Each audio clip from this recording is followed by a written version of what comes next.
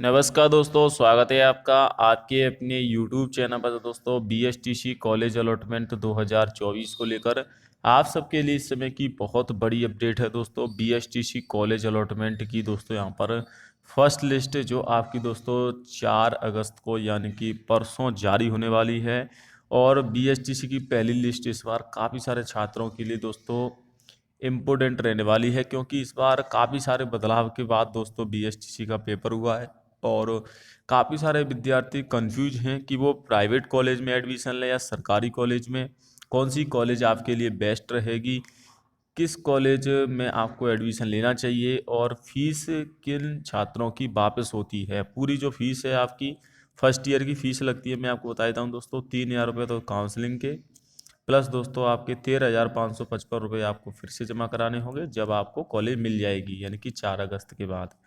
तो ये तो आपकी टोटल फीस है लगभग 16,500।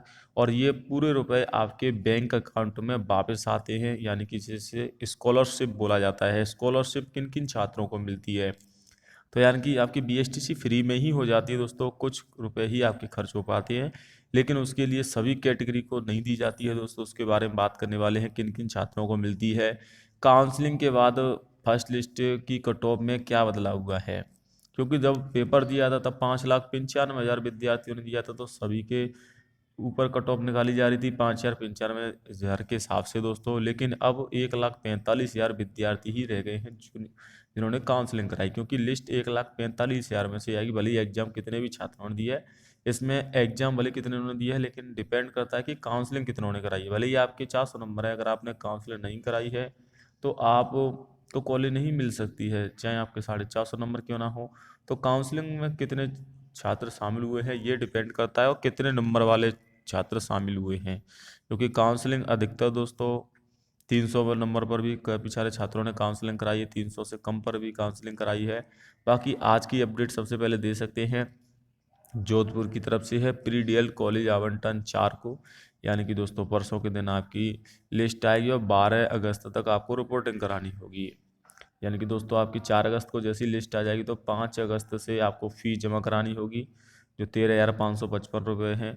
और इसके अलावा दोस्तों 12 अगस्त तक आपको कॉलेज में उपस्थित होकर डॉक्यूमेंट सबमिट कराने होंगे।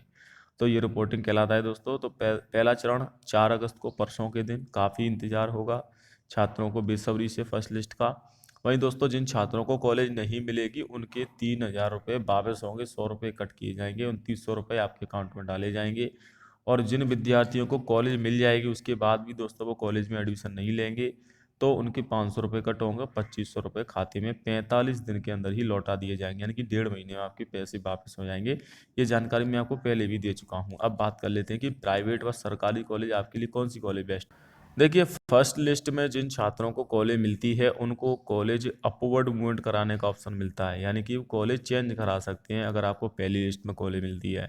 अगर बात करें दोस्तों बीएसटीसी में जिन छात्रों को दोस्तों यहाँ पर डेली कॉलेज जाना है, यानी कि अगर आप डेली कॉलेज जाना चाहते हैं, बीएसटीसी की अच्छे से पढ़ाई करना चाहते हैं, तो अगर आपको प्राइवेट जो सरकारी कॉलेज मिलती है डाइट कॉलेज, तो उस कॉलेज में आप एडमिशन ले सकते हैं। उस कॉलेज में आप पढ़ सकते हैं, रिपोर्टिंग करा सकते हैं। अगर आपको लगता है कि नहीं मुझे प्राइवेट कॉलेज चाहिए, तो आप अपवर्ड मूवमेंट करा सकते हैं। हालांकि डाइट कॉलेज में मात्र 1650 सीटें हैं। आप ये ना सोचें कि सरकारी कॉलेज है तो इसमें फ़ीस नहीं लगेगी, फ़ीस बराबर ही लगती है, जितनी प्राइवेट में लगती है उतनी ही सरकारी में लगती है दोस्तों। 16,500 रुपये। डिफरेंट ये रहता है कि दोस्तों आपको अगर सरकारी कॉलेज मिलेगी तो आपको डेली कॉलेज जाना होगा। जी हाँ, डेली कॉलेज आपको जाना होगा। और अगर आपको प्राइवेट कॉलेज मिलेगी तो डिपेंड करता है कि आपकी कॉलेज में आप जाना चाहते हैं या नहीं जाना चाहते हैं, क्योंकि डोनेशन आपको अगर आप देते तो वहाँ पर आपको नहीं जाना पड़ेगा। इसके अलावा दोस्तों अगर आपको सरकारी कॉलेज की मिलती है तो आप कंपटीशन की अच्छे से तैयारी नहीं कर पाओगे, क्योंकि डेली कॉलेज जाना होगा वहाँ पर। अगर आप प्राइवेट कॉलेज में एडमिशन लेते हो तो आप को सिर्फ एग्ज़ाम ही देने होंगे, सिर्फ एग्ज़ाम के लिए ही तैयारी करनी होगी। बाकी दोस्तों आप बीच में कंपटीशन की तैयारी कर सकते हैं, किसी अन्य चीज़ की तैयारी कर सकते हैं, जैसे कि अगर आप रीट की साथ में तैयारी करना चाहते हैं तो वो आप कर पाओगे। सरकारी कॉलेज के साथ में आप नहीं कर पाओगे, क्योंकि वहाँ पर डेली जाना होगा। और डेली जाने के पीछे दो रीज़न हैं।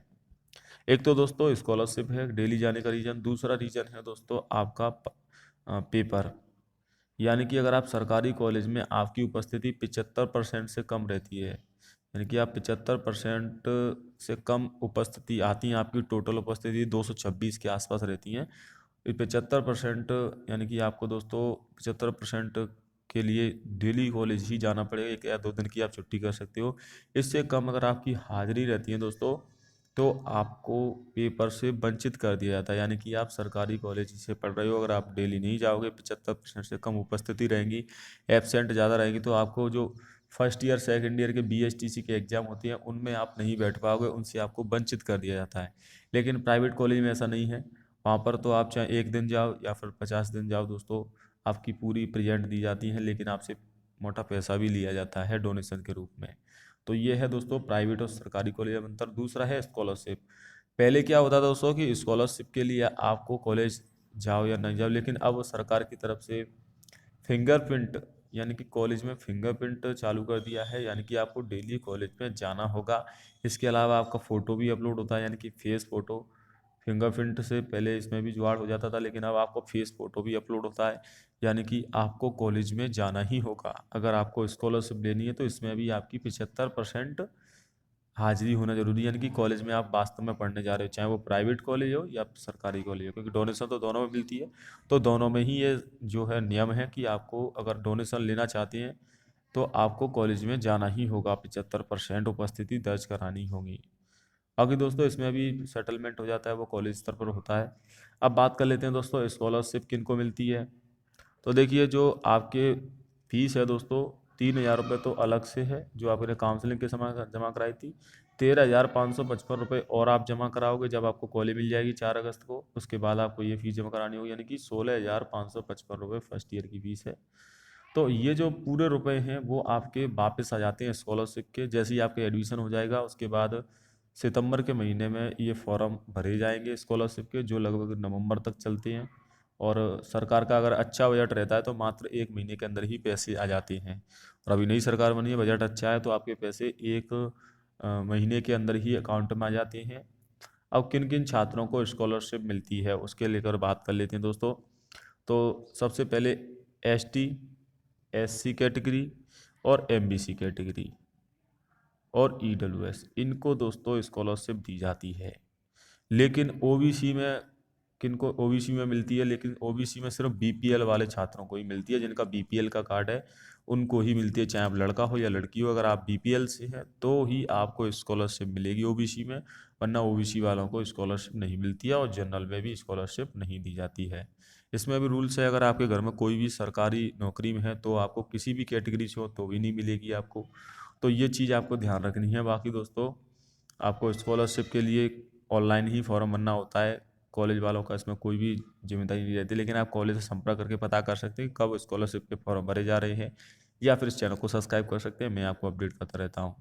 तो आशा करता हूँ दोस्तों आप समझ गए होंगे कि आपको किस प्रकार से जो है दोस्तों प्राइवेट कॉलेज में एडमिशन लेना है या फिर सरकारी में।